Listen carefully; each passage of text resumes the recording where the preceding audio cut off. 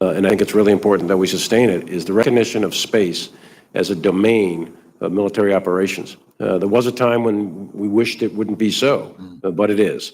In our economy, We're leaving the last part of this confirmation hearing, take you live to New York, where Democratic presidential candidate and former Vice President Joe Biden delivering a foreign policy speech. Mr. President, Chancellor, thank you, Cooney, for hosting us and for welcoming generations, literally generations of new Americans to a wider and bigger and more optimistic future. You've done so much for so many people for so long, and it was a pleasure to meet you all, including you, Provost. I want to make sure I acknowledge who really does a lot of the work here. But thank you for allowing us to use this forum. Ladies and gentlemen, political wisdom holds that Americans, the American public, doesn't vote on foreign policy. But I think that's an old way of thinking.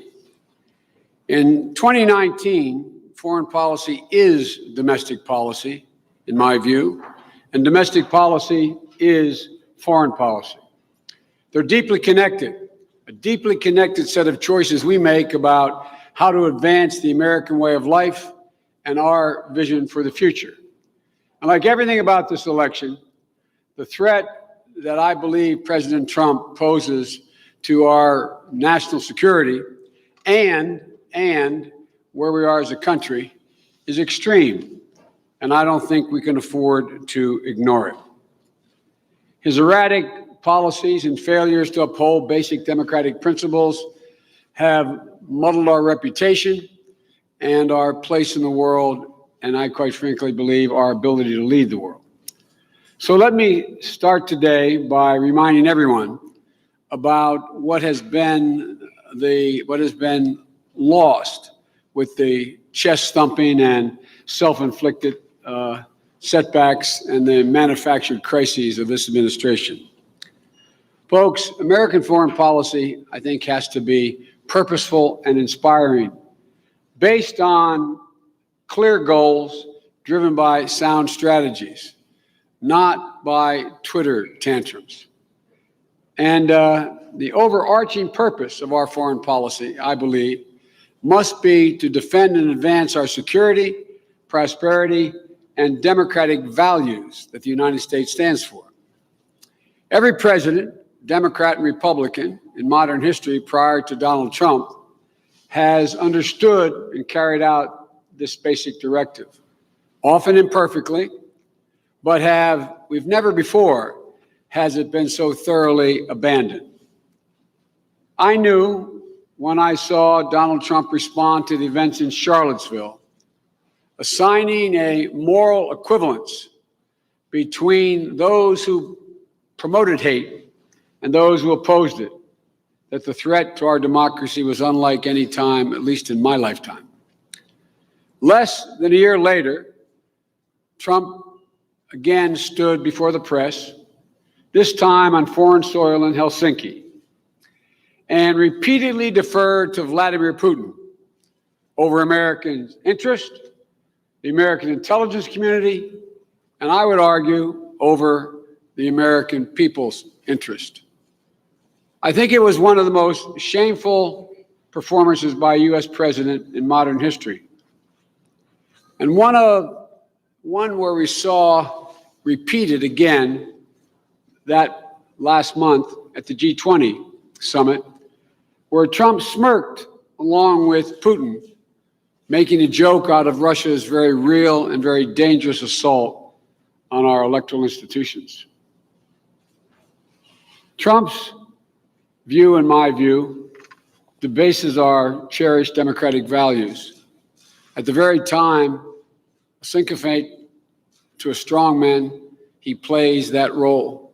When he refuses to condemn Saudi Arabia for the gruesome murder of a journalist and American resident, and when he falls in love with a murderous dictator in North Korea.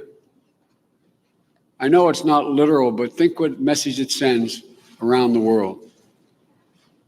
He undermines our democratic alliances while embracing dictators who appeal to his vanity.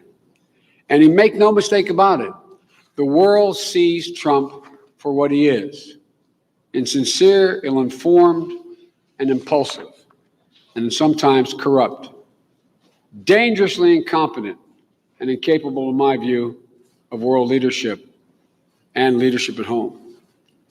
It's why we've seen such a precipitous drop in how the rest of the world views the United States of America. One recent poll found America's leadership is now less respected than China's and on a par with Russia's. And if we give Donald Trump 4 more years, we'll have a great deal of difficulty, if ever, being able to recover America's standing in the world and our capacity to bring nations together, which is desperately needed. And I think it would be catastrophic to our national security and to our future. We can't let that happen. As President of the United States, I would remind the world that we are the United States of America, and we do not coddle dictators. The United States of America gives hate no safe harbor. There'll be no more Charlottesvilles, no more Helsinkis. The challenge of following this disastrous presidency, however, will not be just to restore the reputation and our credibility. It'll be to enact a forward-looking foreign policy for the world as we find it today, and as we anticipate it will be tomorrow and years to come. Much has shifted in the past few years. The international landscape is more crowded, competitive, and complicated. And when we look at what's different today, 2 key points jump out to me. One is that the speed and intensity of the gravest dangers means that the fates of nations are more intertwined than they ever have been. Climate change, nuclear proliferation, international and transnational terrorism, cyber warfare, disruptive new technologies, mass migration. They're moving like Moore's Law is moving. None of them can be resolved by the United States alone or any nation acting alone. American security, prosperity, and our way of life require the strongest possible network of partners and alliances working alongside one another. Donald Trump's brand of American First has too often led to America alone, making it much harder to mobilize others to address the threats to our common well-being. The second concern is the rapid advance of authoritarianism, nationalism, and illiberal tendencies around the world, not just in Russia and China, but also among our allies, places like Turkey, the Philippines, Hungary.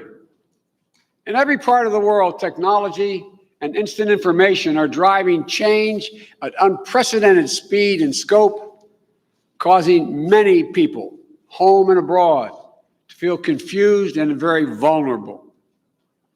Democratic governments paralyzed by hyper-partisanship, hobbled by corruption, are having a harder time delivering to their people. Trust in institutions around the world is down, and fear of the other is way up. Together, in my view, these forces have driven dangerous resurgence of extreme nationalism and illiberalism, of protectionism and xenophobia. And Donald Trump and the demagogues around the world are leaning into these forces for their own personal and political gain.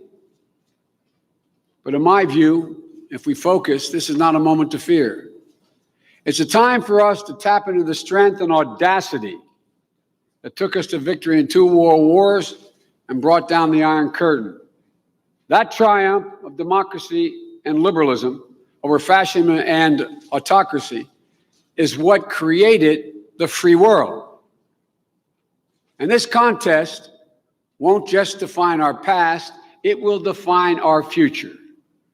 Today, democracy is under intense pressure, more than any time since the 30s, in my view.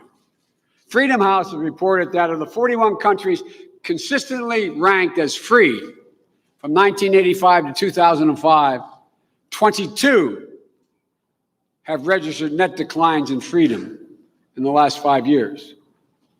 Yet, while the world's democracies look to America to stand for the values that unite us and truly lead the free world, Donald Trump seems to be on the other team. While those living under oppression, yearning for freedom, look to the United States for hope, Trump has nothing really to offer. We can't forget that democracy is the road, our society, the root and wellspring of our power, and the source of our renewal. It strengthens and amplifies our leadership to keep us safe in the world, and it's the engine of our ingenuity that has driven all our economic process and progress. You know, it's the heart of who we are and how we see the world, but maybe equally important, how the world sees us. As president, I will ensure that democracy is once again the watchword of U.S. foreign policy, not to launch some moral crusade, but because it's in our enlightened self-interest. We have to restore our ability to rally the free world so we can once more make a stand upon new fields of action together to face new challenges. We only have one opportunity to reset this democracy after Trump, and we have to be prepared to make the most of it. So what does it mean, at least from my perspective in practice? First, it means repairing and reinvigorating our own democracy, even as we strengthen coalitions of democracies that will stand with us on every continent.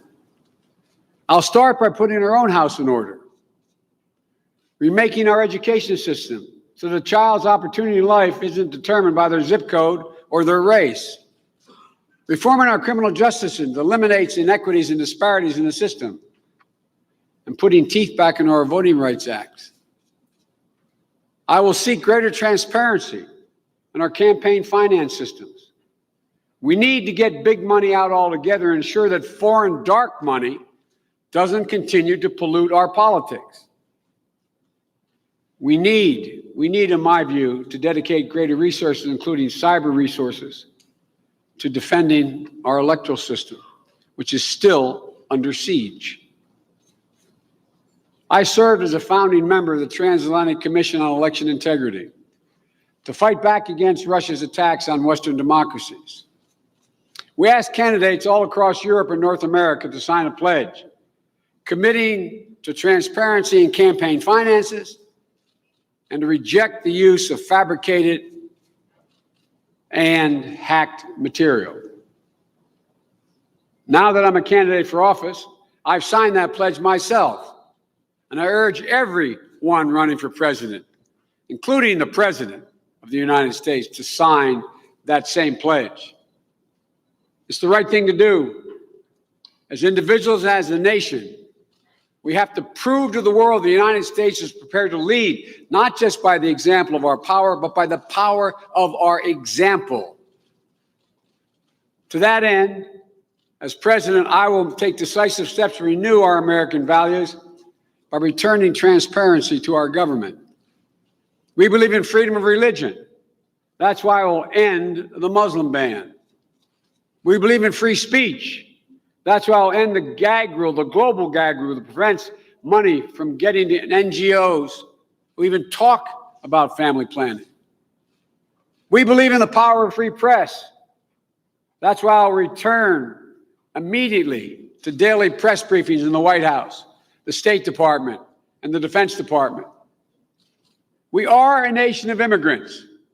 But President Trump took those words, those literal words, nation of immigrants, out of the statement, the mission statement of our Citizenship and Immigration Services. I will restore those words. It matters. Our Statue of Liberty, not very far from here, says, invites us and welcome the tired, the poor, the huddled masses yearning to breathe free.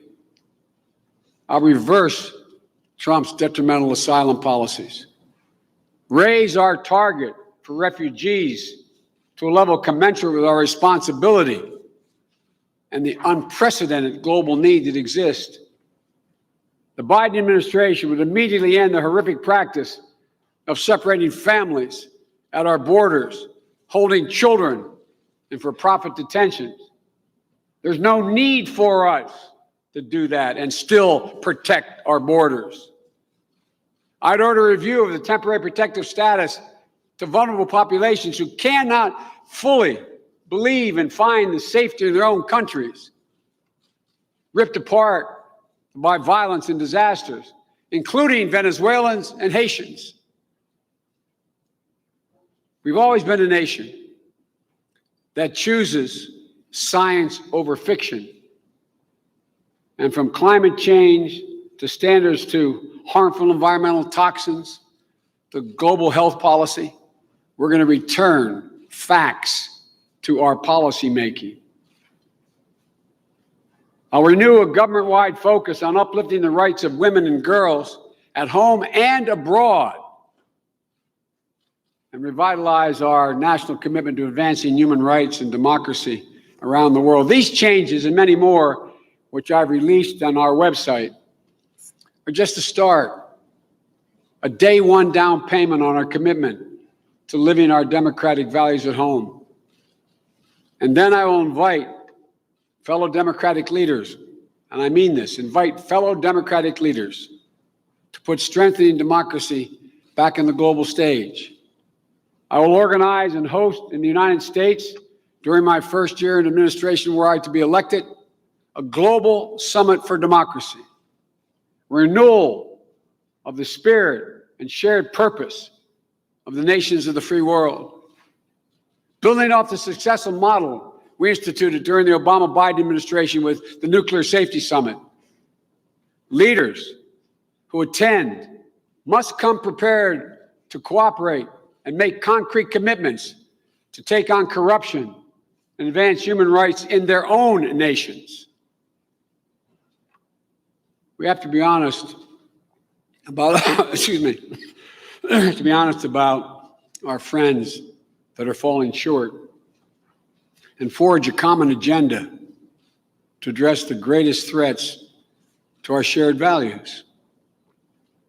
We'll include civil society organizations from around the world that stand on the front lines in defense of democracy in their countries. We'll challenge the private sector, including the tech companies and social media giants, to make their own commitments. America's openness fueled their success.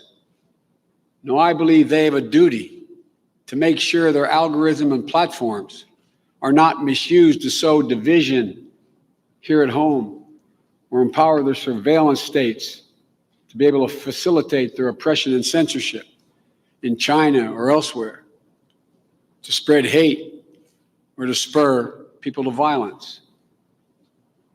Secondly, I will equip our people to succeed in the new global economy with a foreign policy for the middle class. To win the competition of the future, we have to double down on sharpening our innovative edge, uniting economic might of our friends and other abusive practices to take them on. We know that economic security is national security, but there are a lot of communities across the country who are hurting because we've neglected the basics. Our trade policy has to start at home by strengthening our greatest asset, the middle class. For when it does well, everyone does well. We have to take care of everything I've talked about on the campaign trail by giving every student the skill and training they need to compete in the 21st century for those jobs of the 21st century. America has access to quality and affordable health care, which is absolutely necessary to invigorate that class. Investing in rebuilding on our infrastructure, bridges, roads, modernizing airports, high-speed rail, making sure Americans have access to broadband networks, reforming our taxes to reward work, not just wealth. Listening and leading on a clean economy revolution to create 10 million new jobs here in the United States that pay well, allowing us eventually to export those technologies overseas. I'll invest in research and development. The cornerstone of my presidency will be just that. So the United States is leading the charge for innovation around the world. There's no reason we should be failing or falling behind anyone, China or anywhere else, when it comes to energy, quantum computing, artificial intelligence, 5G, high-speed rail. Folks, we have the greatest research universities in the history of the world. We have more of them here than anywhere in the rest of the world combined. That we cannot ensure that our people are ready for this transition that will inevitably accompany any new technology will be a disaster. We need the most agile system to accommodate these changes. Folks, we're virtually energy independent. We have a strong tradition of the rule of law. I see Jack Boone from us. That's why the rest of the world invests here, Jack, as you know better than I do, because they know they're safe. And most important, we have an extraordinary population of workers and innovators who have never, ever, ever let our country down when given half a chance. A foreign policy of the middle class will also work to make sure the rules of international economy are not rigged against us. Because when American business compete on a fair playing field, we win. President Trump may think his being tough on China, all that he has delivered as a consequence of that is American farmers, manufacturers, and consumers losing and paying more. His economic decision-making is so short-sighted, and as short-sighted as the rest of his foreign policy. China is playing the long game, extending its global reach, investing in technology of the future. When Trump is designating our oldest allies, from Canada to the European Union, as national security threats in order to be able to impose damaging and pointless tariffs. By cutting us off from the economic clout of our partners, he kneecaps our capacity to take on real economic threats. We need to get tough with China. If China has its way, it's going to keep moving and robbing U.S. firms of our technology, intellectual property, and forcing American companies to give it away in order to do business in China. And the most effective way that we need to change is to build a united front of friends and partners to challenge China's abusive behavior, even as we seek to deepen cooperation on issues where our interests are converged, like climate change and preventing a nuclear proliferation. There's not going to be a back to business as usual on trade with me. We need new rules. We need new processes that has the voices of all the shareholders at the table, including leaders representing labor and the environment. We must negotiate from the strongest possible position. On our own, we represent a quarter of the world's GDP. But when we're joined by fellow democracies, that number doubles. China can't afford to ignore half the global economy if we're united. That gives us substantial leverage to shape the future rules of the road on everything from the environment to labor to trade to technology to transparency, so we can continue to reflect the democratic interests and values, America's interest and values, not China, not Russia's. The world does not organize itself. And if we do not shape the norms and institutions that govern relations among nations, rest assured that some nation will step into the vacuum, or no one will, and chaos will prevail. Which brings me to my final point. The Biden foreign policy agenda will place America back at the head of the table, working with our allies and our partners to mobilize global action on global threats, especially those unique to our country. American leadership is not infallible. We've made missteps and mistakes. Too often we rely solely on the might of our military instead of drawing on the full array of our strengths. But let me be clear. I will never hesitate to protect the American people, including when necessary by the use of force. As Vice President, I work with President Obama to craft the military and diplomatic campaign that ultimately defeated ISIS. In fact, it turned out Trump's secret weapon to destroy the so-called caliphate was a continuation of the plan we put in place with personnel that we had put in place. We have the strongest military in the world, and I would argue in the history of the world. But as president, I will ensure it stays that way. I will make investments necessary to equip our troops for the challenges of this century, not the last century, this one and the next one. But the use of force should be a last resort, not a first. Used only to defend our vital interest, when the objective is clear and achievable, and with the informed, I emphasize the informed consent of the American people.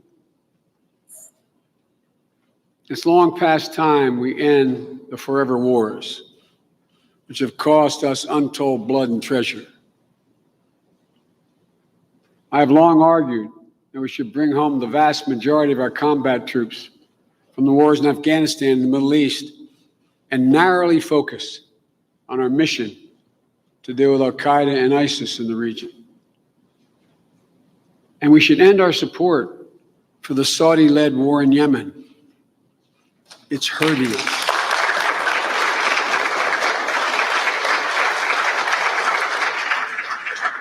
Staying entrenched in unwinnable conflicts drains our capacity to lead on so many other issues that require our attention. It prevents us from rebuilding the other instruments of American power. So I'll make it my mission to restore American leadership, elevate diplomacy as a principal tool of our foreign policy. I will reinvest in a diplomatic corps that this administration has hollowed out and put our diplomacy back in the hands of genuine professionals, so you don't hear an echo on the 7th floor of the State Department any longer. Above all, and I see some diplomats here in our administration and others, above all, diplomacy requires credibility. And Donald Trump has absolutely corroded our country's credibility. You know, in the conduct of American foreign policy, and especially times of crisis, the President of the United States' word, his or her word, is the single most valuable asset the country has. By pulling out of treaty after treaty, reneging on policy after policy, walking away from America's responsibilities, and lying about matters big and small, this president has bankrupted America's word in the world at the moment.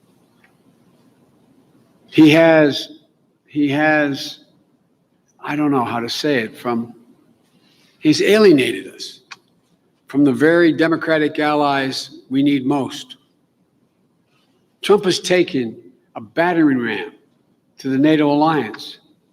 He treats us like it's some kind of American-run protection racket. He just doesn't get it. I really don't think he gets it. NATO is at its heart, the very heart of NATO and our national security.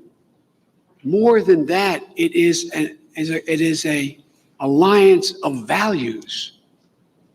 It's an alliance of values that makes it far more durable, reliable, and powerful than partnerships built on coercion and on cash.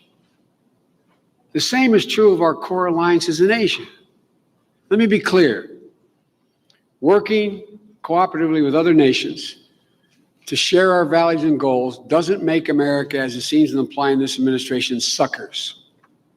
It makes us more secure, enables us to be more successful. We amplify our own strengths, extend our presence around the globe, magnify our impact, while sharing the burden of leadership with our partners. No country, even one as powerful as ours, can go it alone in the challenges of the 21st century. They respect no borders and cannot be contained by any walls.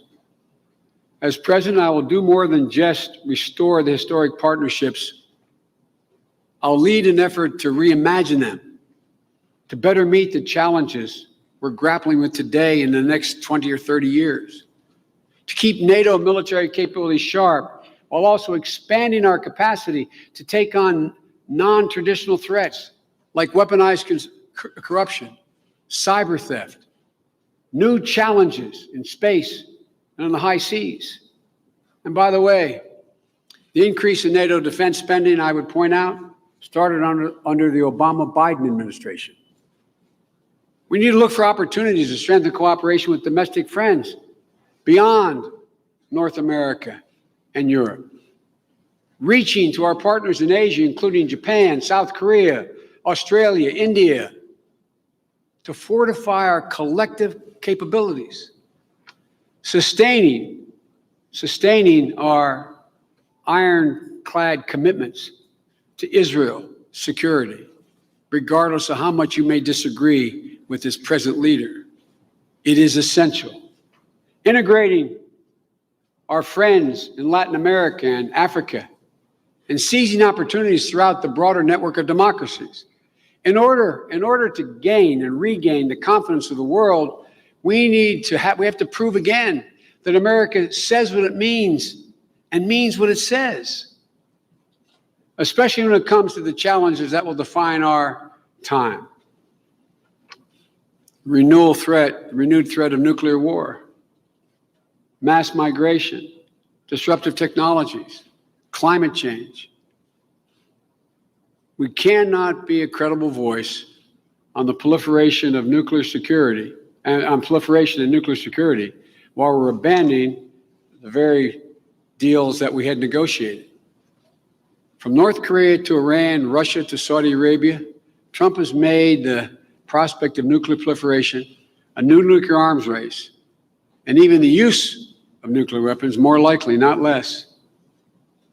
I've worked on these issues my entire career. I understand what's at stake and understand the consequences of failing to act. That's why, as president, I'd renew our commitment to arms control for a new era.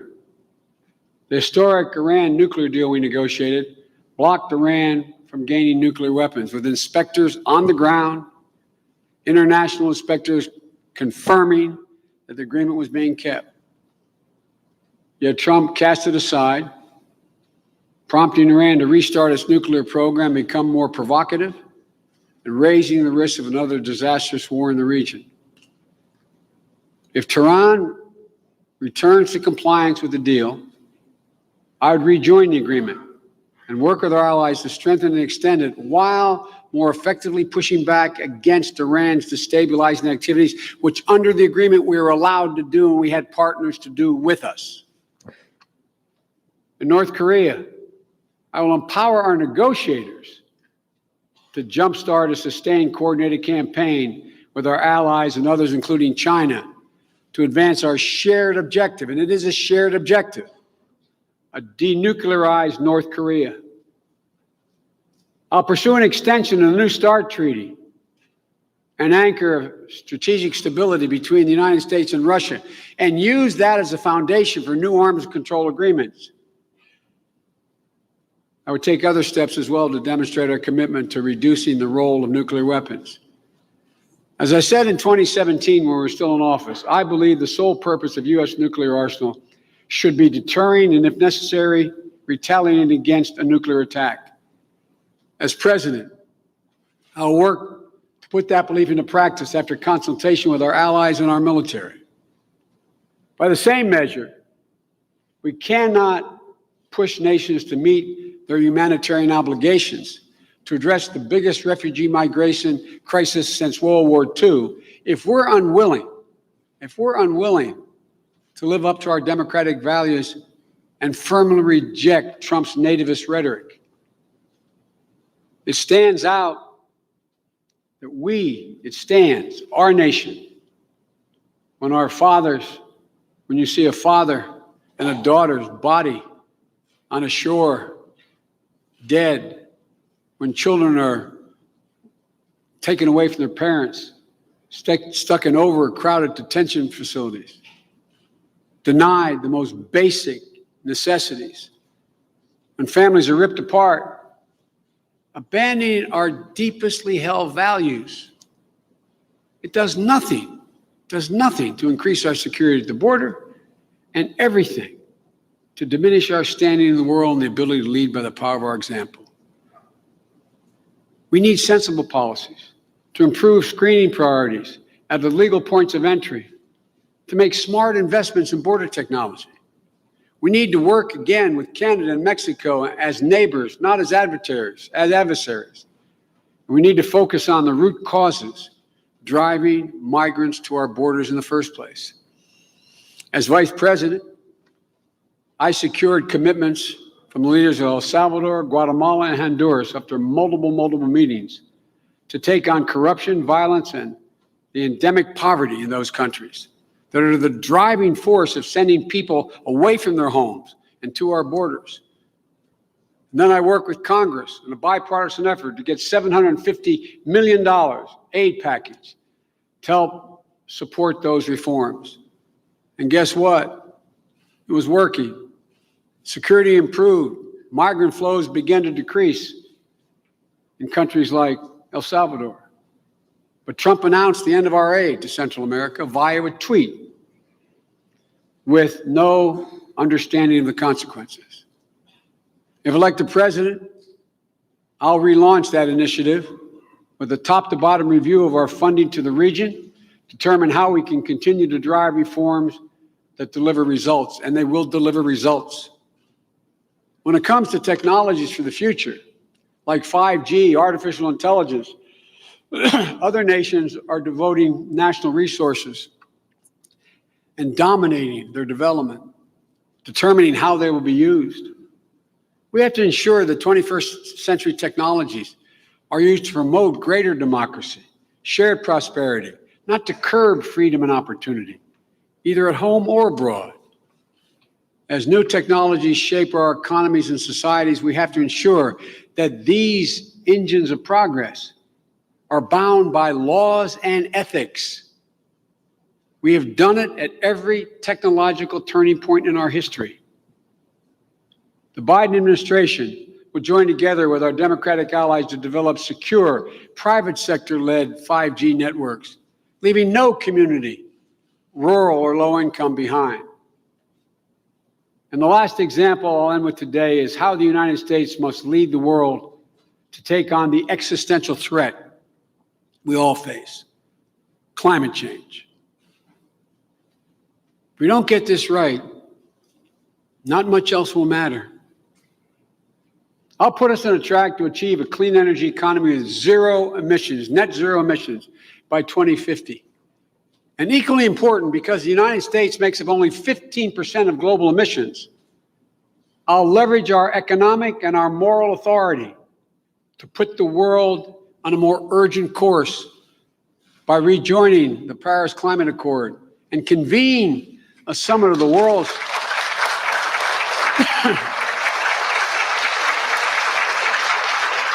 and that accord, as negotiated, said we have to up the ante. Convening a summit of the world's largest carbon emitters, relying